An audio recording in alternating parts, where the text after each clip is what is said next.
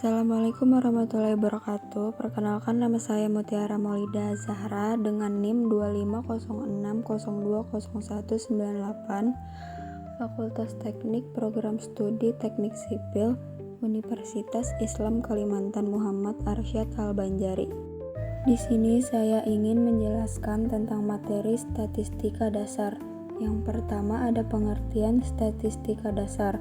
Statistika adalah ilmu yang mempelajari cara mengumpulkan, mengolah, menganalisis, menginterpretasikan, dan menyajikan data untuk menarik kesimpulan atau membuat keputusan. Kemudian ada tujuan utama statistika. Yang pertama menggambarkan dan meringkas data, yaitu memberikan gambaran umum tentang data yang ada. Misalnya, dengan menghitung rata-rata, median, atau modus, serta menyajikan dalam bentuk grafik atau tabel. Yang kedua, menyederhanakan data kompleks, yaitu mengubah data numerik yang besar dan rumit menjadi bentuk yang lebih sederhana dan mudah dipahami oleh semua orang. Yang ketiga, menarik kesimpulan, yaitu menganalisis data untuk menemukan pola, hubungan, dan menginterpretasikan hasilnya agar dapat ditarik kesimpulan yang relevan. Yang keempat, membuat perkiraan dan prediksi, yaitu menggunakan data historis untuk membuat perkiraan tentang kejadian di masa depan atau memprediksi hasil dari suatu situasi. Yang kelima, membantu pengambilan keputusan, yaitu menyediakan informasi dan analisis yang objektif untuk membantu individu, organisasi, atau pemerintah dalam membuat keputusan yang lebih baik. Kemudian ada jenis-jenis statistika. Yang pertama ada statistika deskriptif. Yang pertama tujuan. Tujuan yaitu menggambarkan dan meringkas data.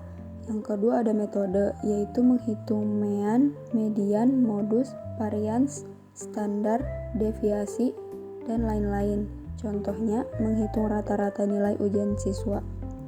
Kemudian ada statistika inferensial. Yang pertama ada tujuan, yaitu tujuan membuat kesimpulan tentang populasi berdasarkan sampel. Yang kedua ada metode, yaitu uji hipotesis, interval kepercayaan, regresi, dan lain-lain. Contohnya, membuat kesimpulan tentang rata-rata nilai ujian siswa di seluruh sekolah berdasarkan sampel siswa. Kemudian ada statistika eksploratif.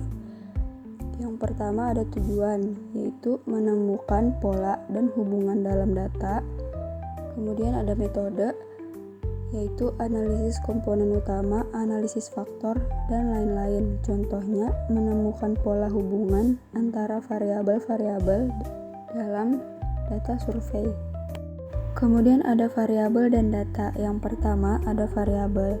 Variabel adalah apa yang menjadi fokus penelitian dan bisa berubah nilai-nilainya di antara subjek yang berbeda. Contohnya, tinggi badan, usia, warna mata, jenis kelamin, dan pendapatan. Fungsi yaitu digunakan untuk menggambarkan fenomena atau karakteristik yang sedang dianalisis dalam penelitian.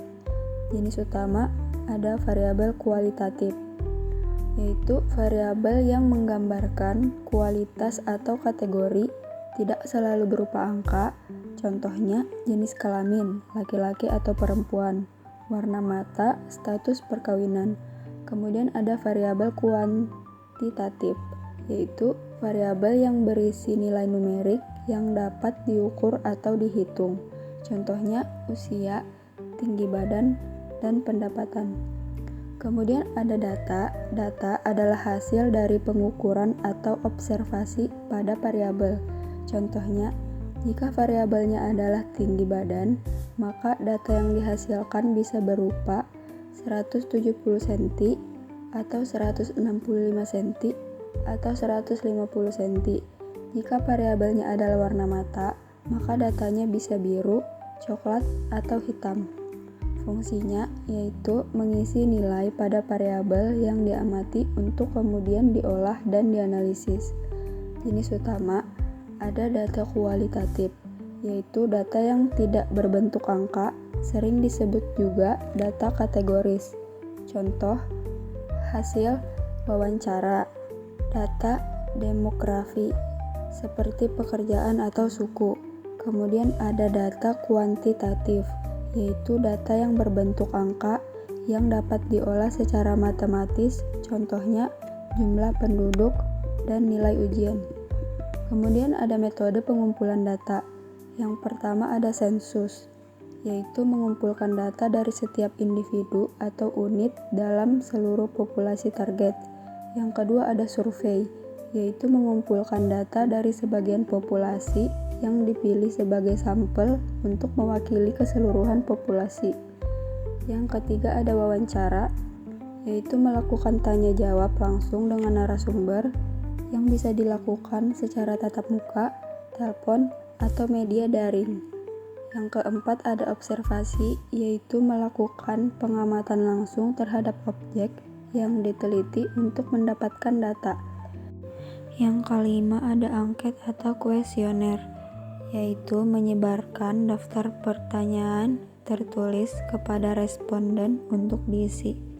Yang terakhir ada eksperimen, yaitu melakukan percobaan yang terkontrol untuk mengumpulkan data, seringkali untuk mengukur hubungan sebab akibat.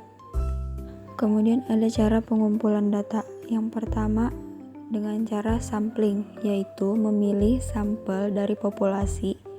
Teknik sampling bisa acak seperti cluster sampling atau tidak acak. Yang kedua dengan cara registrasi, yaitu mencatat data yang tersedia secara sistematis, misalnya data pendaftaran penduduk.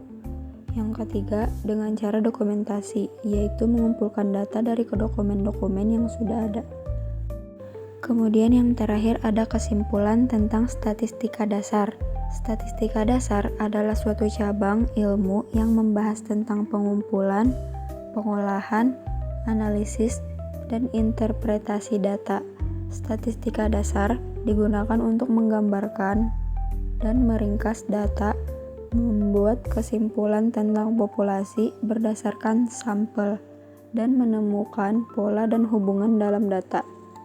Sekian penjelasan dari saya, terima kasih. Wassalamualaikum warahmatullahi wabarakatuh.